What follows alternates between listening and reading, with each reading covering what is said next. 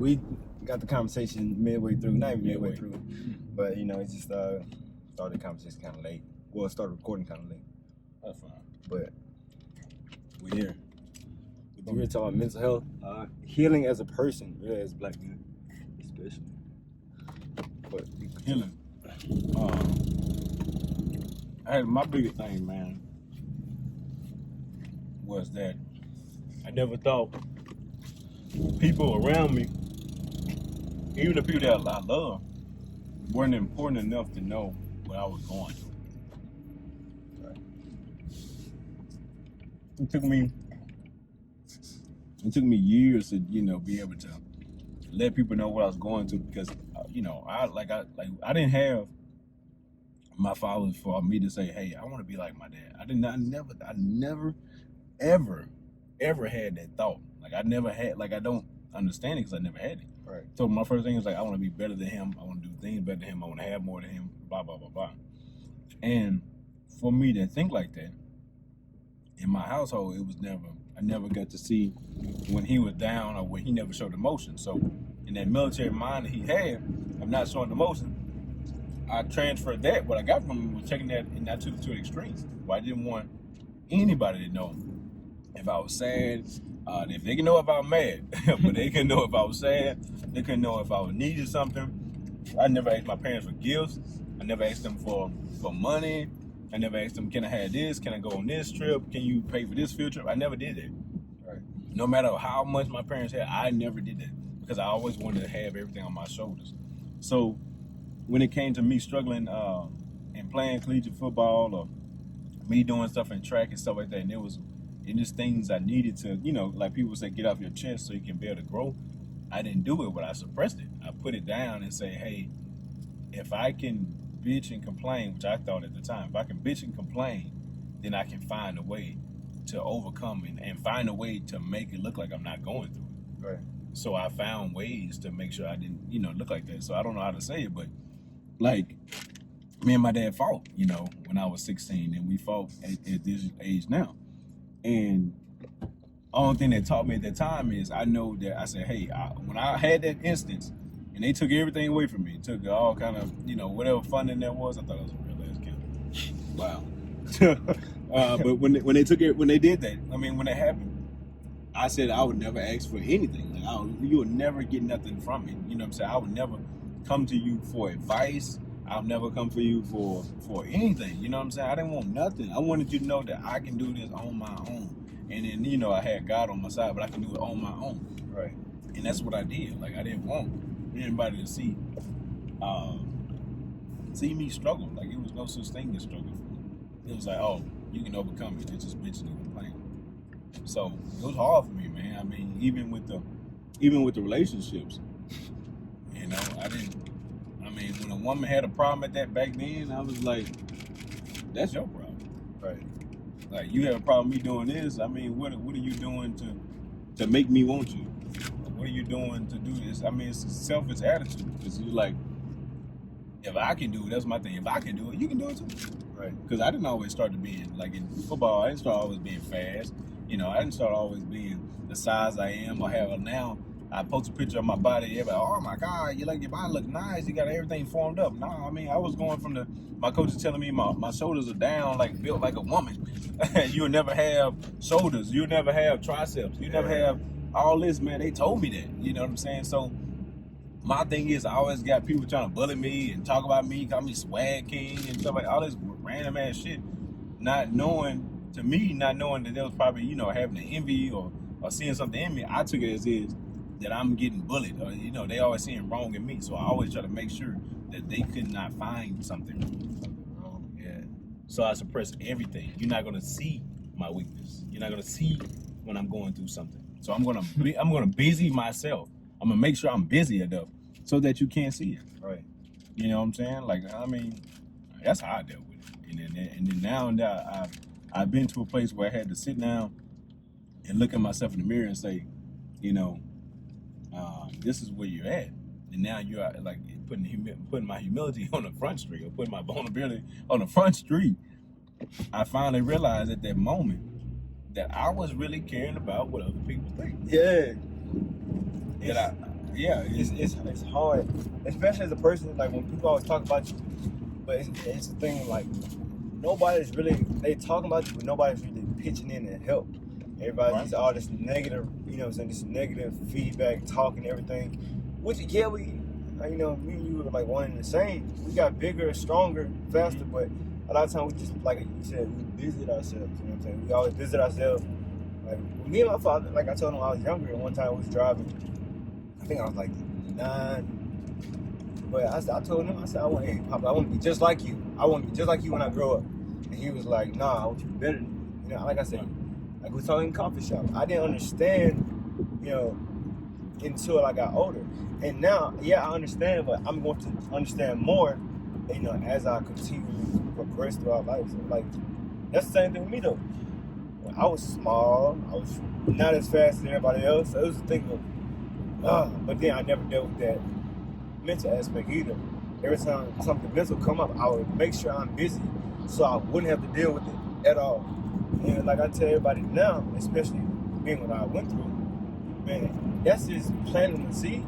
You know, you can suppress it and hide it, cover it up, but it's all gonna come to light. You know, like a seed's always gonna grow towards light. It's gonna grow. And I tell people, it's gonna grow at the time you don't want it to grow. And when it come out, oh, it's gonna sprout. And it's gonna sprout wide and long, tall, whatever. It's going to come out. When the roots are already grounded. Yeah, and it's also hard, like you said, to really honestly look in the mirror at yourself and say, hey, this is where you're at. This is what you went through. You know, because it's hard. Like, especially as a black man, we don't get that. A lot of times we don't get that type of like positive reinforcement or that thing of, hey, it's okay to show emotion. It's okay to cry. It's okay to this. We was always taught, suck it up. Quit crying and all the things of find a solution. Yeah, find a solution. You know, it's your problem. Mm-hmm. You know, it was a hard thing to deal with, especially like growing up. We always seen our fathers go, you know, go. Multiple businesses, and they always together working, or they always working by themselves. Then they come together work and go right back to working again by themselves. Mm-hmm. It was never a thing of resting. It was we didn't see them much at home because they was always resting. But at the same time, we know we can't really fault them for that because that's how they were brought up. They didn't have the dad. They ain't have a dad. That's how they're thinking things that have to be. Mm-hmm. But like different age, different time today, different time. You know, a lot of things are different, and now it's more of I think our generation is more of a, hey, check your mental, because your mental is going to, you know, determine. And they even doing that in the song down. Like I mean. Like people announce that in the rap songs and stuff like that, in the R&B, whatever you want to call it, the new wave music. Shout out to Roland. He said in his song, his mom, he said, my mama told me, your gratitude determines your altitude. So shout out to Roland. Suave, go check him out.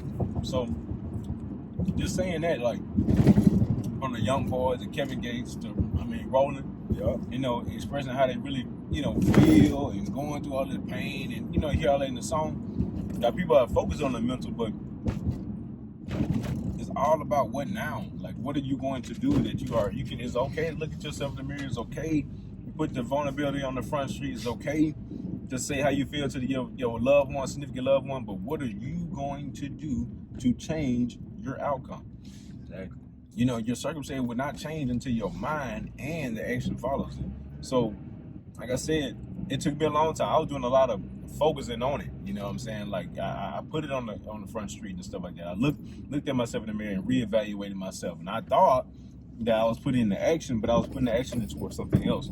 I was actually going backwards and making sure that I was pleasing everybody else. I was trying to win championships and trying to have the best looking girl or trying to have the best looking body so I can actually cover up what's actually going on inside internally. Yes. So I was changing everything on the outside, but I was not working on the inside.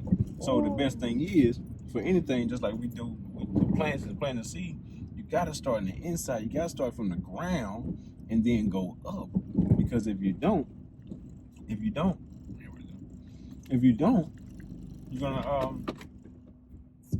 it's this out. And if you don't, you're just gonna be stuck where you always was. I'm not even here. Here. Let me see. She probably here. Yeah, we're gonna take a pause. You pause. Yeah, I didn't say it, Mike. Like I ain't listening. All right, yeah, we're back. But, like we was talking about, man, like the advice from Pops, it was hard for me to really just even call my dad about anything. But, like, you know, we always had an up and down relationship. It was never really too high. You know what I'm saying? A lot of times we was just always low. And we go low and lower. Man, like, I think 2018 Father's Day, 2019 Father's Day, that's when we got closer. Right. So when it, like, we was riding to over here to grandma's house, and then, yeah, we just had a conversation. Matter of fact, I asked him, I said, Pops, who's your first love? It was just random, like, I just asked him. Like, we had a whole conversation about it and everything. And, you know, it was, from that day, we got closer, and we started, I guess you could say, understanding more of each other. It was time, like not recently, last year, I think, I called him, you know what I'm saying, because I was thinking about college and thinking about, you know, the end of it. I think you got for my Camaro. I was thinking about the end of it, and I was just like, I was scared. You know, I told him, I was like, I called him, and I was just like, man, Pops, you know what I'm saying, the life thing, life is it's scary for me. That's what I was telling him. I was like, Pop, you know, it's just coming closer to the end, and, you know, I'm a little nervous. Like, I'm nervous. I'm kind of actually scared about it. Right. And he just telling me, you know what I'm saying, that thing of reassurance, you know. And it's a thing of, I know that he, as a person, as a man, you know, grandpa died when he was before he was one. Yeah, so he didn't really get to experience that, you know, that father. He even told me, growing up, he always had the yearning for a father. Like, father figures and a father is two different things, regardless of how you put it, regardless of whichever way you put it. A father figure, yeah, that can help, but that would never replace that father. Right. So it was a thing of, with him, I know for a fact, like, he went to the military 18 to 25, those years right there are very crucial. Right. And, you know, more than people think. So he always had the military mindset, just like the rest of them. Right. Military mindset. But like now, you know, I told him recently, I thank you. You know, when I gave him the copy of the book, I wrote a message. I just told him thank you. You know, because you was doing the best you could, best, you know, what you thought was the best. Right. You know, which was he was doing his best, and even, you know, he's always been thank you for doing your best and continuing right now to do your best. Right. You know, he's doing more inner healing now compared to he did. Yeah, I'm pretty sure he didn't realize it.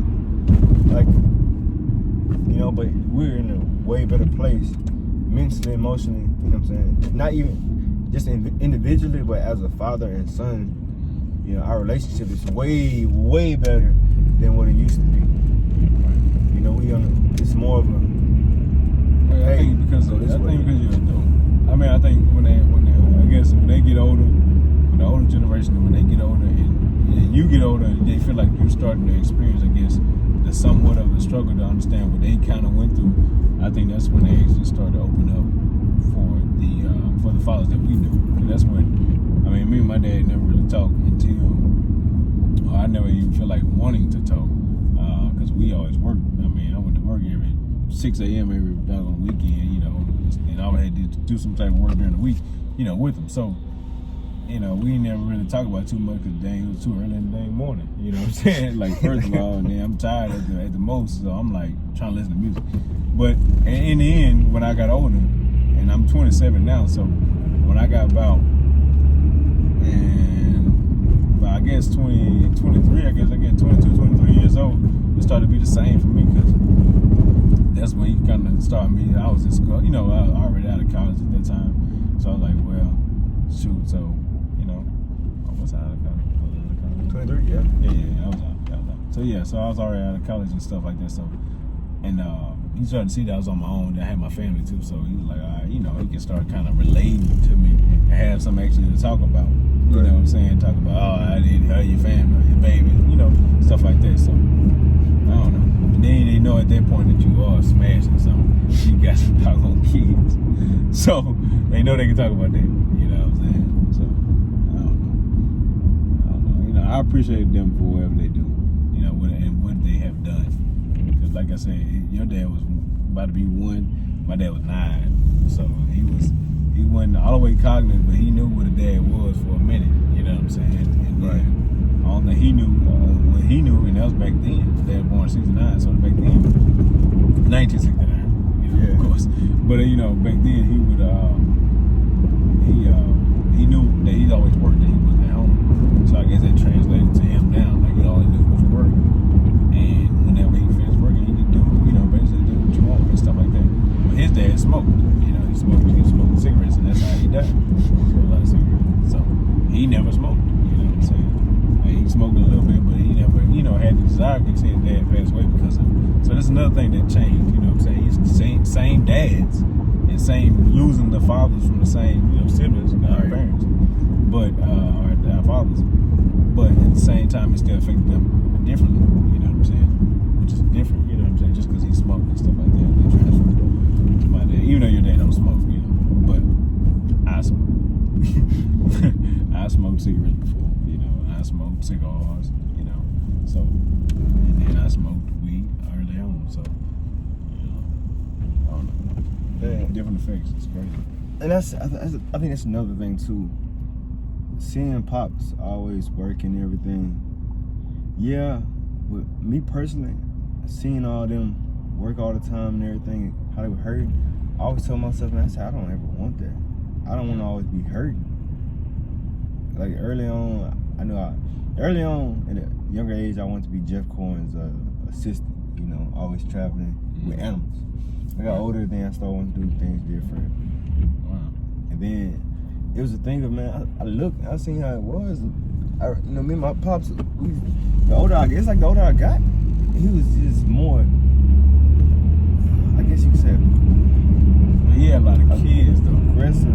But it's also the thing now, like, not even a lot of kids, it was the fact, He had a work for all them kids though. not even that, it's the fact I was treated so different. Felt like you was treated different. No, it's a plain fact, man. He was always hard on me and everything. And like sometimes, yes, I understand tough love, but sometimes he was just to me, he was overbearing. Too aggressive. I'm not gonna go into all details about that. Right. But it was too aggressive. So it was like what's going on, And he would tell me to do something, and I would do it. But not like with Elijah, sometimes some things that he told me to do this with Elijah. So. It's just one time he told me to take Elijah to school. I'm telling Elijah, you got like 5 minutes to get ready, or I'm leaving. Like, you just not gonna go to school. Like, you gonna be late. Like, I'm not gonna be late. And the whole fiasco, between me and him, argument, fight. But I mean, y'all didn't stay in the same home. But we was in the same house at that time. Like, we weren't staying. Like, the divorce thing. So every other weekend, then the weekends we didn't go. We would go on that Thursday and leave that Friday morning. This is my sophomore year. I had the truck there. He was telling me to take Elijah to school that morning. Oh, okay. So I'm finna do that. But then, after that day, when everything hit the fan and everything, man, me and my pops didn't talk for a minute. Like I left. Like I didn't visit over there no more. I didn't stay over there no more. Yeah, I know. I wonder why, but why are you so upset though? Because of the events that transpired that day. So I'm saying, he sat, I'm talking about before you say it, is what ticked you off, not about what happened that day, but was it more of you taking your brother to school? Like, was that a really big deal to you? No, that's the thing. I wasn't even. I was like, I was kind of like, bruh, I was like, okay, guys, come on, get dressed. I had told him to get dressed a couple times, but then he wasn't getting dressed. Like, he was getting dressed, but he wasn't doing anything. It was like 30 minutes had passed, and he had nothing on really, except his underwear still from when he was in the bed. Right. So it's the thing, like, Elijah, you need to hurry up, man. Like, you gotta go to school. I gotta go to school too. Yeah, my school started a little bit later, but you need to be to school on time too, Elijah. So that whole event, man, just transpired. We didn't talk for a minute. But so you feel the same? Do you feel the same feelings from that? Oh no, absolutely not. So do you think you should have done that differently? That's what I'm asking. What you mean done it differently? Like, do you think you was the way you are now? The way you think now? Do you think you'll still be mad if what happened? Would you still be mad and not talk to your dad? That's what I'm saying. Angry at that moment, yes. would I not talk to him? I'm honestly, the event probably would have went the same way, because during the event I didn't fight him back. I said, okay, I'm not gonna do this. Right. You know, that's my thing. I'm not gonna do this. I'm not finna fight you or anything like that, because that's what you want. You want me to fight back. You know, cause you know how they are. They was like, I was wanting some type of resistance so they, you know, can have an excuse. Mm-hmm. But here's the thing, I didn't fight you back. Right. No, I'm not. I thought about it so much, and I was so angry and upset. It's like, you're always criticizing and this and that with me, but you're not getting on to your younger son, you're not getting on to your older son. You know, it's always a thing of, But you was his oldest son. no, Daniel's older. Daniel's older, and then Kylin. I'm saying to a father, you was his oldest father of his longest wife. So you're like the most important to him when it comes to heir-wise. Like, whoever gets everything is to you. So in my eyes, knowing that I know your dad and I know you don't know what happened in the house, I would think the same thing. That's why he always got on Hosie, because you were the oldest of the longest relationship that was the most important to him. Daniel is like, I mean, no offense to nobody. I mean, that's his son. He takes care of him out of respect for the woman he married. He doesn't have too much of a relationship and didn't really care to have one when he first got with her. In the event, I knew that because I seen her. You know what I'm saying? That's just me being honest. You know. Well, and then his other sons, I mean, that's from your perspective. I know, and I am entitled to my opinion. Right, right. I'm like, and I would tell you from as a father standpoint, and as well as me knowing you and knowing him, I would have done the same thing. Like, I don't. To me, I don't see In that event, like if I describe in detail. event. No, not the event that happened. Oh. No, I told you I'm not talking about the event. Okay. I'm only talking about, as a father, I would get on to you more than I would get on to my youngest son of the woman I've been with for the longest that I really cared about. Like, you have been the most important and most around him in his whole entire life. So the heir goes to you first. You know, forget the eldest son or whatever you're talking about. I mean, you're the eldest. You know what I'm saying? So why not be on you the hardest? Because you have to, if something dies, 50% is supposed to go to you. So you can pass it down to the rest of them and manage it all. So he has to know that you can handle. And this is what I found out later on, being a father, like I said, and just knowing you have to carry the burden of what is passed down to him. And just like people said to me, you always didn't want to do or resent the thing that your dad did because you seen the bad. They never came out with the positive about what they're doing, or never even explained why they did what they did or why they did what they did. You know what I'm saying? Or had that conversation. So I say to you, it'll be just like me. I have a daughter, Aria, and Aria had the same flight. I have a daughter, Aria, and I have a son named Cairo. Aria's 5, my son's 1. But I'm going to get on Aria hard because she's going to be the heir. Like, she's the first one. Even though my son's going to be the first, Aria's going to be, she's the smartest. You know, it doesn't, when you realize when you have kids, it's like, you know the personality, you kind of know what your kids are heading to their future, and you kind of know who can handle what. And sometimes you find out right early on who's the smartest one, and you know who you can really rely on the most like you. And you're most like Hosie than you think that you are. Oh, yeah. Out of all of them. I already came to that. Right? Out of all of them, though. So why wouldn't he get on to the oldest? But that's just my opinion. You know, what happened in transferring the event, hell, that had nothing to do with what I know. But I just know, as far as the children's standpoint, because I'm a father, you know, and for a long time I've been one. You know what I'm saying? You know, but 5 years, 5, 6 years, about to be 6 years. But you know, I would have done the same. Not what happened, but I would have been on you harder than I would have been on the rest of them too. And I understand being hard, but it goes to a certain limit. That's the relationship gets rocky. You know, when you go over, overboard, like when it comes physical and to down talking somebody, yeah, that's a. Yeah, it's any type of abuse. Mental, physical, emotional. I got to the point where I told myself, a lot of times I didn't listen to him, and I'm glad I didn't because it worked out for me in the best way. The one time I did listen to him was right before my senior year, right before the end of it. He was telling me, don't go to the Marines. I ain't never listened to my dad like talking about. But at that point in time, I said, all right, fine.